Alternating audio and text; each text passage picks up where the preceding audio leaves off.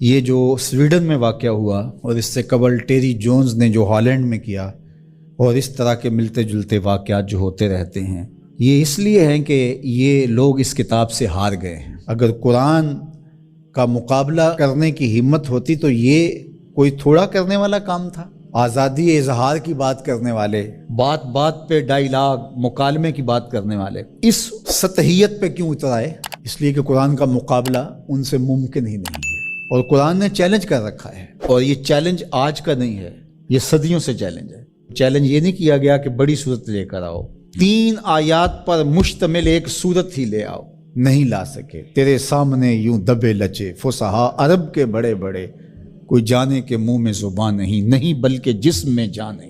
جب قرآن کا چیلنج قرآن میں موجود ہے، اور وہ اس محدود زمانے کے لیے نہیں تھا، قیامت تک ہے کہ صرف 3 آیتیں لے آؤ اس قرآن کے مقابلے میں، اور سب جمع ہو جاؤ، وقت بھی جتنا مانگتے ہو، قیامت تک تمہارے پاس وقت ہے۔ تو اگر یہ کام نہیں کر پا رہے اور کتاب رحمت قرآن مجید کے نسخے کو توہین کا نشانہ بناتے ہیں، تو اس کا مطلب سیدھا سیدھا یہ ہے کہ یہ شکست خوردہ لوگ ہیں۔ یہ جو مکالمے کی اور ڈائیلاگ کی بات کرتے ہیں، یہ صرف زبان سے اور منہ سے کرتے ہیں۔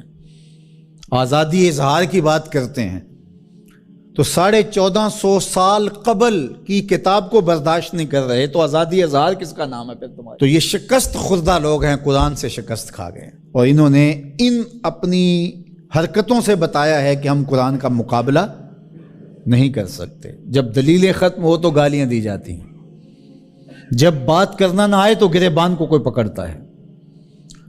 تو قرآن مجید کے ساتھ اہانت امیز سلوک اس بات کی دلیل ہے کہ آج دنیا قرآن کا مقابلہ کرنے سے قاصر ہے، جس طرح ماضی میں قاصر تھی، اور قیامت تک اس کا معاوضہ ممکن نہیں ہے۔ اور جب معاوضہ ممکن نہیں ہوگا تو اوچی ہتھ کنڈے ہوں گے اور اس طرح کی نیچ حرکتیں ہوں گی۔ لوگوں نے لوگوں کے ساتھ لڑائیاں کیا، بھلا کسی نے کتابوں کو بھی جلایا ہے، کسی نے کتابوں کی بھی بے حرمتی کی ہے، کبھی ایسا بھی ہوا ہے؟ اور آج جو مغرب کے قصیدے پڑھتے پھرتے ہیں، یہ ان مکروہ چہروں کو دیکھیں۔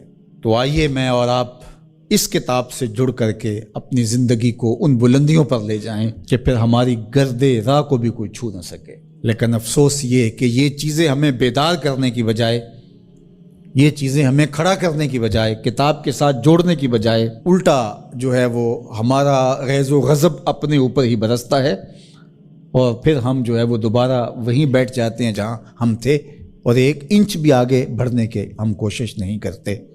یہ واقعات امتوں کو کھڑا کر دیتے ہیں۔ آپ تاریخ پڑھیں، چھوٹے چھوٹے واقعات سے قومیں کھڑی ہو جاتی ہیں، لیکن قوم ہو تو کھڑی ہوگی نا، اور جب قوم ہی نہیں ہوگی تو قیامت بھی ٹوٹ جائے تو کوئی فرق نہیں پڑتا۔ اقبال نے کہا تھا، جس سے تعمیر ہو آدم کی، یہ وہ گل ہی نہیں۔ اس مٹی سے پھر کچھ بھی نہیں بنے گا، یہ مٹی کی مٹی رہے گی، تودا رہے گا ریت کا، کچھ بھی نہیں بنے گا۔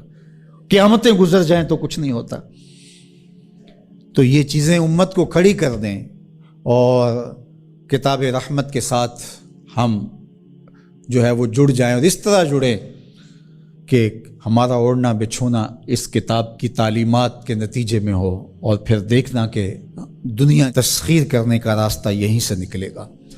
اللہ جل شانہ ہمیں ہمت عطا فرمائے۔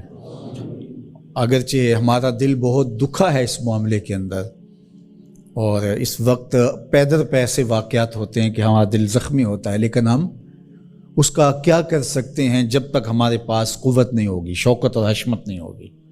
مغلوب قومیں سوائے پیچ و تاب کے اور کیا کر سکتی ہیں؟ غالب قومیں جو ہیں وہ فیصلے کرتی ہیں، اور فیصلے ہی نتیجہ خیز ہوتے ہیں۔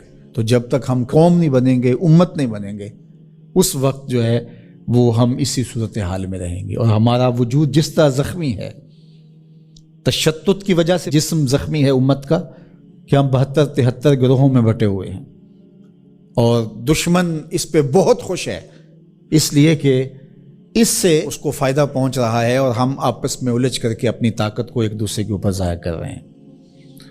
دوسری جانب ہم جغرافیائی تقسیمات پر یقین اس قدر پختہ رکھ لیا ہے، جو ایک مغرب کی سازش تھی۔ جب سلطنت عثمانیہ ٹوٹی تھی، عرب ممالک کو ٹکڑیوں میں بانٹ دیا گیا، اور باقی ممالک کو، جو ایک وحدت تھی امت کی، اس کو تقسیم کر دیا گیا، اور یورپ یونین 27 ممالک کے اوپر خلافت سے تصور دے کے دوبارہ جڑ جاتے ہیں۔ وہ بکھرے ہوئے جڑ کر کے اپنا مشترکہ دفاع، مشترکہ کرنسی اور یہ ساری چیزیں بنا کے تو وہ باقاعدہ 27 ملک جڑ جاتے ہیں، 50 ریاستیں امریکہ کی ہیں جو جڑی ہوئی ہے اور ایک وحدت ہے۔ تو امت مسلمہ کو ٹکڑے ٹکڑے کر دیا، اور آج دیکھیے کہ ان ملکوں کی باہم لڑائی سے شام کا کیا حال ہو رہا ہے اور یمن کا کیا حال ہو رہا ہے۔ بلکتے ہوئے یتیموں کے آنسو پوچھنے والا کوئی نہیں ہے، سب کو اپنے مفادات سے غرض ہے۔ اور یہ امت اس وقت جس طرح زخم خوردہ ہے اور جس اذیت میں مبتلا ہے، کیا کہا جائے اور کیا بولا جائے۔ ہمارا دیش تو اسلام تھا، چاہے کسی بھی خطے میں رہنے والے ہوں، کسی بھی گوشے کے بسنے والے ہوں، لیکن ہماری شناخت علاقے بن گئے، جغرافیہ بن گیا، جبکہ ہماری شناخت علاقے اور جغرافیہ نہیں تھا، ہماری شناخت دین تھا۔ ہم سب سے پہلے مسلمان تھے۔